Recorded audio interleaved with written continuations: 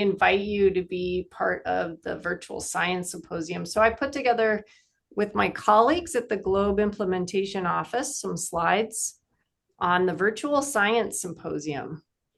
So I'll present this here. Can you see my screen? Do you see my slides? Great.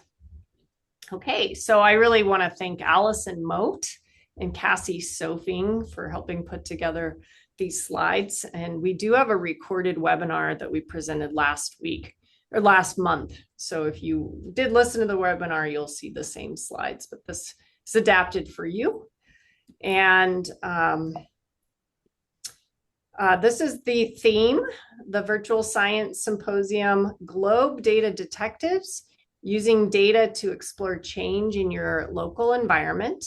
And you can see that there's all these beautiful graphics that have been made as well. Each graphic is what's called a badge, and students can earn these badges. And it's also one thing that's very important is this is the first year ever that it's not only for students. So educators can put in a lesson plan idea.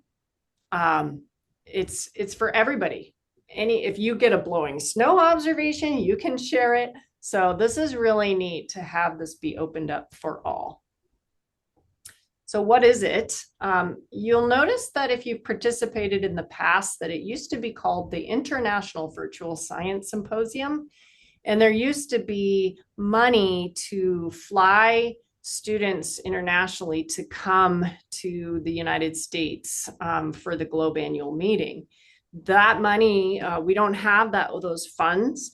It's still very much international. It's happening in all countries who participate in Globe, but now it's just a virtual science symposium because that travel part is not available.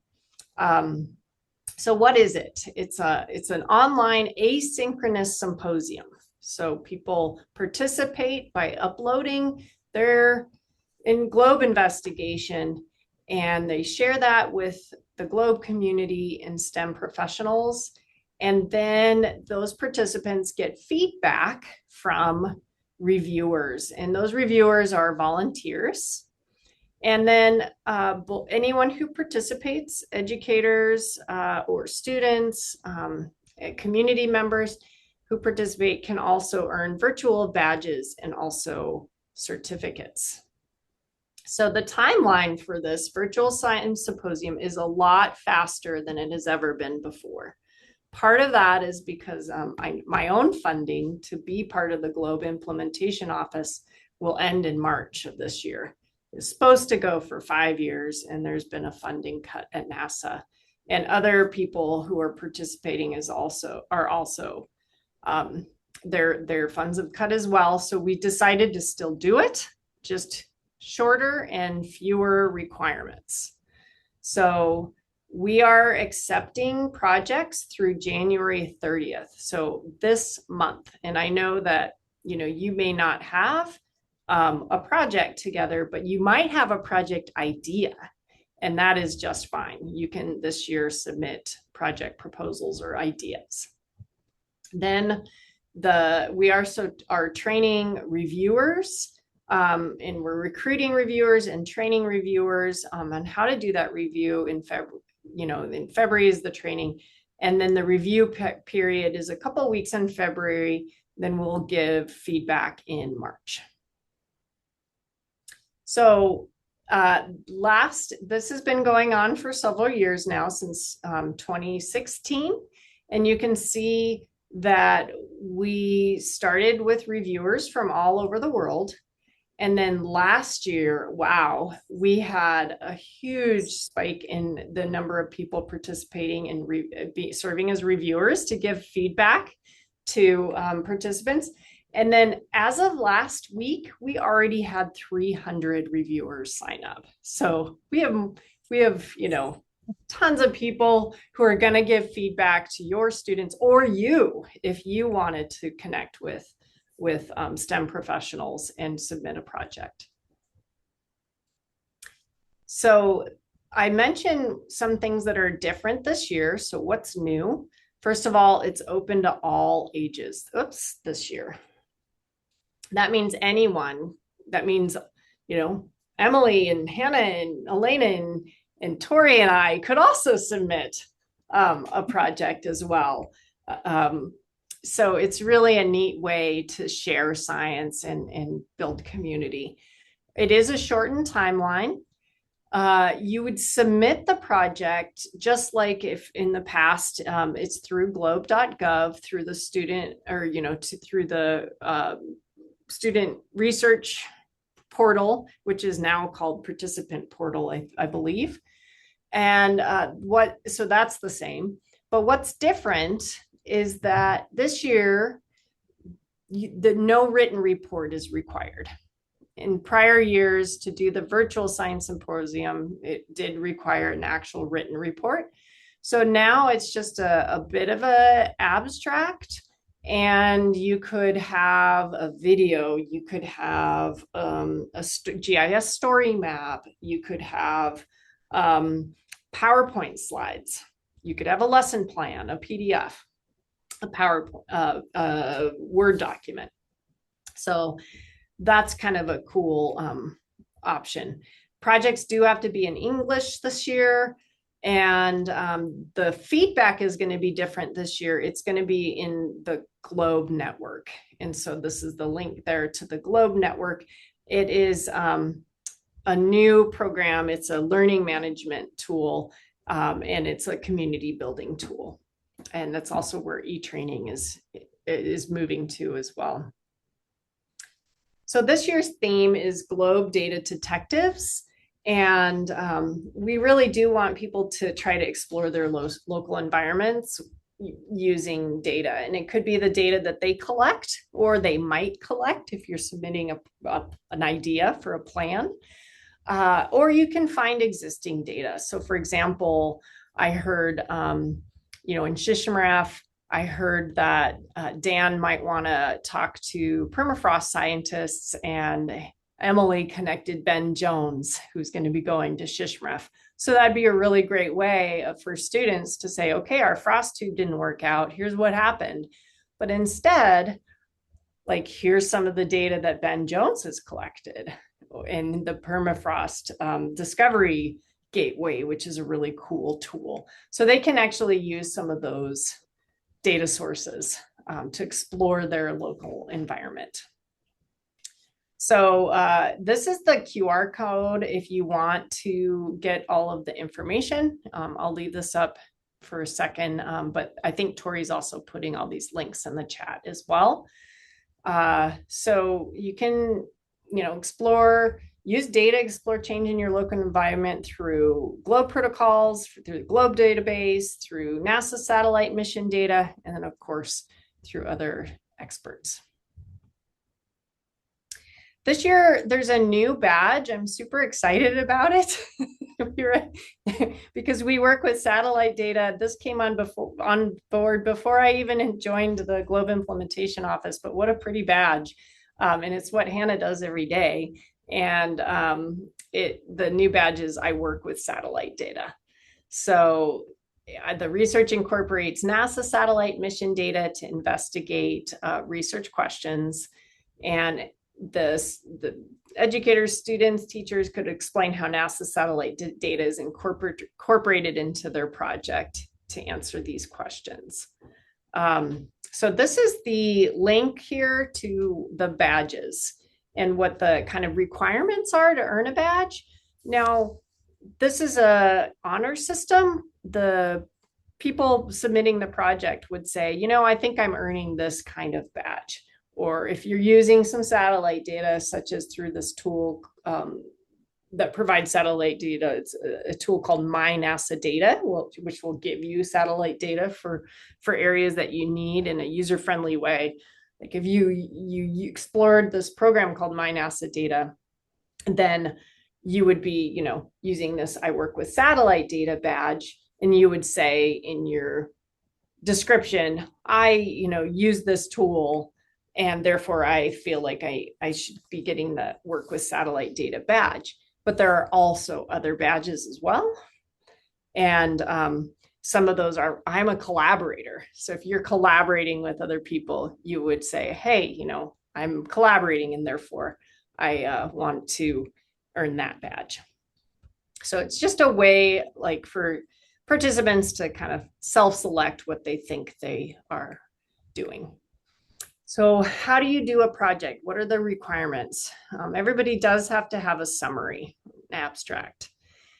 Then the presentation of your globe investigation or your project proposal. I mentioned that you do need to explain what badge you'd like to earn. And I'm saying you here, but it could be your students, of course. And then anybody who appears in photos needs a media release.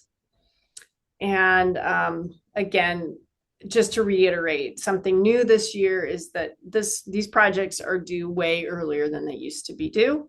So you can just be like Colin and Jim submitting a project proposal saying, I think we want to go and get soil moisture. You know, here's what we think we would like to do. And you could get feedback from scientists just by submitting lesson plans.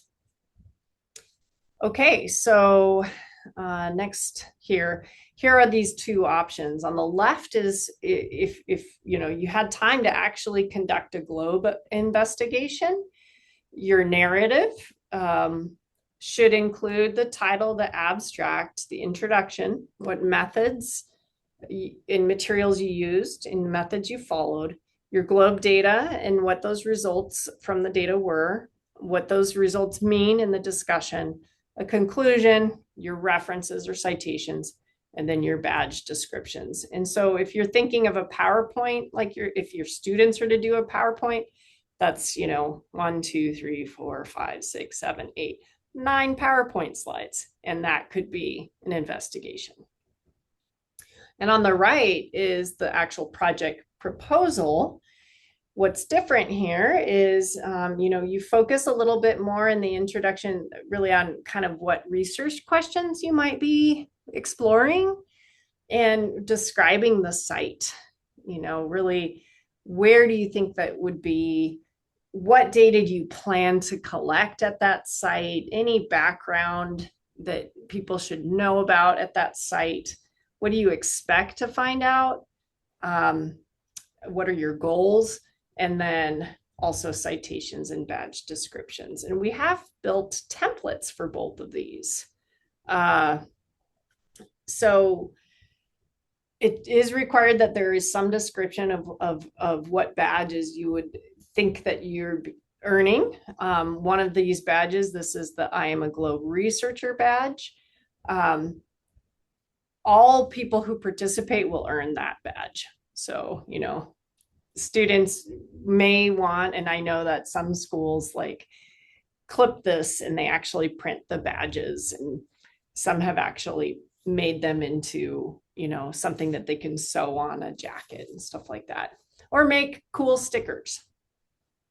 So all of these additional badges are described at this QR code and at this link. And really they want to kind of focus their projects, and the badges are one way to do that. So there are 9 additional badges to the 2 that you saw, the researcher and the satellite, work with satellite data, and people should really focus on 3.